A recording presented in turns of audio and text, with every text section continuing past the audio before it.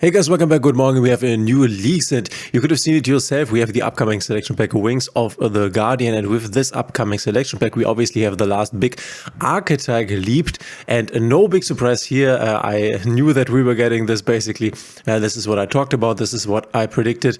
Okay, take a look at the upcoming selection pack and all the ultra rares that have been announced as of this point. And you can see right here we have the Skull Guardian Protector of the Voiceless voice, obviously giving us the hint that we will get Voiceless voice, and we will talk about what basically stage of Voiceless voice we will get in a moment here, and then also what this means for you. Will this be an expensive deck? Will this be a good deck? But let's first see what else. And we have the Raid Raptor Rising Rebellion Falcon. Obviously we have a Lancea Ansel Dresden of the Ice Mountain, obviously the Ice Barrier support that we knew of for quite some time now. Then we have a Rescue Hedgehog, a card that is just been released I think in the OCG, but then again not really that impactful. And we have Enigmaster Packbit, which is a pretty cool card that you won't really be using, but this is something that Labyrinth used because this can also place stuff in the spell and trap zone. So this was something that was being used against Snake Eyes, but honestly not really that impactful. You won't take it in against Snake Eyes probably because we are in a best of one format, so you never know what you are playing against. These specific decks don't make any sense just to put them in your deck all the time. In a best of three format this would be different. So we are getting Voiceless voice, and obviously these are the cards that are from the Voiceless voice archetype basically here, and we have the leaks that we will get everything. So we will get the complete support wave. What this means is that this card here, the Saphira Divine Dragon of the Voiceless voice, as well as the Guardian of the Voiceless voice, will be cards that you won't really need because these two aren't really played. You can play this against Temper Dragon in the future, but then again Voiceless voice didn't really do it. So these cards are basically dead and you won't need them. We know that this is an ultra rare and you normally play this 2 times. Then you have the Sour Avis, you play him once. You have Zafira, you play her thrice, Low thrice, the Barrier thrice, and then 1 Blessing and 2 Prayers of the Voiceless voice. I've played this deck a lot in the TCG. So these are the ratios. The deck that needs a lot of engine, and this is also a bit of bad news. It's very cool that we get everything, especially this card here, the Blessing of the Voiceless voice, which says you can target one of your Voiceless voice cards that is banished or in your graveyard except this one and add it to your hand. This is really nice because this deck is kind of a grind deck, and in a really grindy meta it definitely is better, and this was the resource loop that was missing when we first were able to play Voiceless voice, where you could for example get your trap back because the trap can destroy stuff but it has to destroy itself, and then the trap is gone and you can't really get it back. Now with the Blessing of the Voiceless voice you can get this resource back and use it again, which is very, very strong. The copies of this deck obviously being the Low Prayer of the Voiceless voice, which is the reprint of the old card Novox. I'm not sure if we can find her. I mean, this was also an OCG name here. It's Novox Prayer, and then Skull Guardian here you can see it because this one was able to summon this Skull Guardian. So this is a throwback to these old times. Unfortunately, Low is Low and not Novox like it was in the OCG. I think it was way cooler here. We can take a look at how this deck could look like. This is a deck from the TCG, and yeah, this is a list that we could also expect. There are some elements here that make it not the cheapest deck, unfortunately, because we need cards like Diviner of the Herald 3 times. You don't need Diviner of the Herald, but it's the best 1-card starter. Obviously, I will make videos concerning all the combos that you can expect and use in the future. So you need the 3 Diviner of the Herald to really play this at an optimal point. This can't really not be played, honestly. Cards like Nadir Servant, which is also an ultra, we have it at 2 here. This is not needed. You can definitely play without the Nadir package. You can also play a super poly package if you want to. You can also play a cheaper super rare package. So Nadir Servant is not a card that you need to play, but it's definitely nice and was one way in which this deck was played quite a lot. A lot of people also were playing Branded Fusion, and there was this Branded Voiceless deck, so also an option, and we will get another option in the future when the new Melodious cards come out in the form of Branded Melodious. But yeah, we will need this. This is an ultra rare. I guess that Low or Novox will become an ultra rare, and then probably also Zafira. We already know that the boss monster, the Skull Guardian Protector, is an ultra rare, and then I guess this could be it. We could look at, I don't know, 8 in archetype ultra rares, I guess, which is in the middle of being expensive and cheap. So yeah, we have a pre-preparation of rights, which is a super rare. You need this 3 times. Hopefully the barrier doesn't also get to be an ultra rare, because then we have 11 ultra rares, and then it would be quite a lot. So this is the thing, right? Because you have a lot of engine cards in this deck, and that means a lot of potential for the necessity to craft ultra rares. This is a problem, right? And then we have cards that you definitely want to play that are also ultra rares, unfortunately, in the form of Sour Harvest, the Ancient, and Ascendant. You can play this once, you can also play this twice. This is an ultra rare. And then we have Odd Eyes Pendulum Graph Dragon, which is something I have to look up now, but if I'm not mistaken here, this is also an ultra rare card.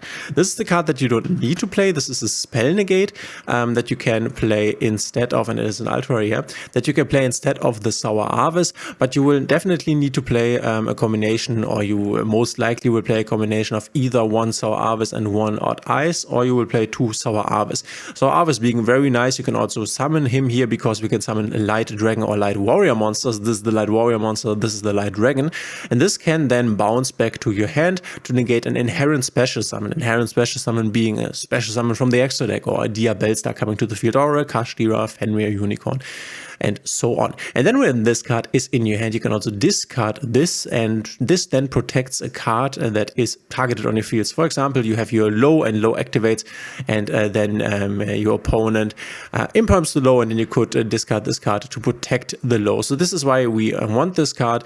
This is useful in many ways, but yeah, this is also an ultra rare. So the part right here from in the extra deck and the main deck is very, very expensive, unfortunately. And then we have the extra deck, where things are kind of okay.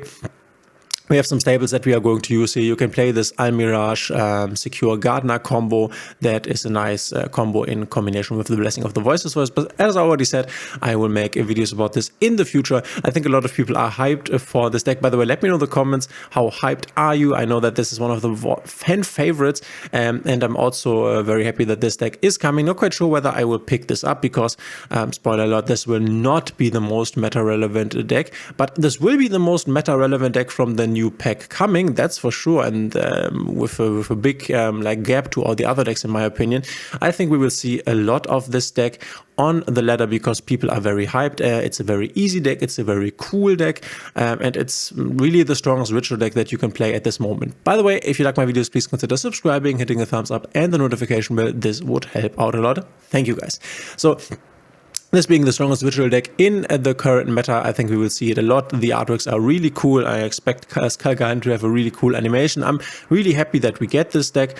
The Skull Guardian is the monster that you will mainly put on your end board. This is an Omni Negate, and then this is also protected as long as Low is also on the field from being targeted or destroyed in any way. And if the barrier is on the field as well, which is normally the case, then your opponent can also only attack light ritual monsters, which basically says that you can make an IP Masquerina, and she's protected by the Skull Guardian and the Low and the barrier of the Voiceless Voice being on the field. So a very, very cool deck. I had a lot of fun playing this, but then in the end I was a bit frustrated with the deck, to be honest, because when Snake Eyes at full power was around, I was at the German Open, for example, a really big event in Münster. Then I was there with my Voiceless Voice deck, and there was pure Snake Eye full power being around, and the deck was just too strong, and you could feel this. Even if you could go first and build your entire board, then your Snake Eye opponent could definitely break it. And if you went second, then you had a big problem. This deck is not that great at going second, which is why a lot of people were attacking in stuff like Super Police, which I think in the current meta we could definitely play Super Police in here. Then we would obviously play these targets here like Garua and then also Mud Dragon, just because at the moment it's very nice against Fire King Snake Eyes. You can definitely break a complete Fire King Snake Eyes board with one Super Poly, removing their fire monsters and thereby robbing them of the opportunity to use all their graveyard stuff. Against Jubel it's quite nice, so I think the optimal way that we will play it in Master Duel is with Super Police. Then again, don't you worry, if you don't have the Super Police, you don't need to play it this way, right? So I think this will definitely be a strong deck, and this is not like tier 0, this is not even tier 1, this is more top tier 2-ish, I would say. Top tier 2-ish, maybe at the bottom of tier 1, maybe, because we definitely have a bit of a weaker Snake Eyes variant, but then we also have Jubel, and it's definitely not as strong as is Jubel and the Snake Eyes Fire King or pure variant here. But yeah, Voice is coming. I'm definitely excited to see this, excited to play against this. By the way, Trias Hierarchy, is this also an ultra rare? Because this is also something we definitely need. This is part, it's in rare, okay. Because this is part of the Diviner package. You send the Trias Hierarchy to the grave with the Diviner, and then you can tribute your Diviner with your Trias Hierarchy from the graveyard, thereby summoning the Trias Hierarchy, thereby activating a Diviner of the Herald's graveyard effect, which says if this card is tributed, you can special summon one level 2 or lower fairy monster from your hand or deck, and this is obviously the low, which gets you in all of your plays. Low is basically the one card starter, getting you to your barrier, getting you to your Zafira, getting you your ritual monster and also your ritual spell, and then you can go ahead and make your Skull Guardian, which is your main core play. This is a cool deck because it's very beginner friendly, but then again it's also not very complicated, so you basically always do the same thing, and this can get boring quite quickly if you ask me. This is kind of like Sword Soul in terms of power level and also in terms of how this deck operates. Don't get me wrong here, I think this is better than Sword Soul is at the moment, but this is basically as Sword Soul was a year ago, 1.5 years ago, something like this. So guys, let me know in the comments what you think of Voice and all the other stuff that has been basically leaked here, so not really something too interesting. I'm definitely hoping for a Snake Eyes Diabelta to come at some point. They could definitely put her in here. I don't know, maybe we will see this. Let me know in the comments. Thanks for being here, and we will see each other in the next one.